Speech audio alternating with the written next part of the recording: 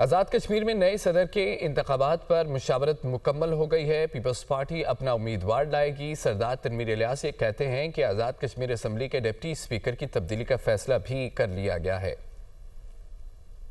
Election کے حوالے سے بھی پاکستان پیپلز پارٹی کی جو آزاد کشمیر کی لیڈرشپ ہے، انہوں نے اپنے جو ان کے لیڈر ہیں ہمارے آصف علی زرداری صاحب، ان کے ساتھ اس خواہش کا اظہار کیا ہے کہ چونکہ جو نمبر چاہیے ہوتے ہیں وہ پاکستان پیپلز پارٹی کے اس سے زیادہ ہیں۔ اس وقت پاکستان پیپلز پارٹی کا حق بنتا ہے اور جمہوری تقاضا بھی ہے اور آئینی تقاضا بھی ہے کہ پاکستان پیپلز پارٹی کا پریزیڈنٹ منتخب ہونا چاہیے۔ ڈپٹی اسپیکر کو ہم تبدیل کرنے جا رہے ہیں اور ڈپٹی اسپیکر انشاءاللہ پاکستان پیپلز پارٹی سے ہوں گے یا ہوں گی۔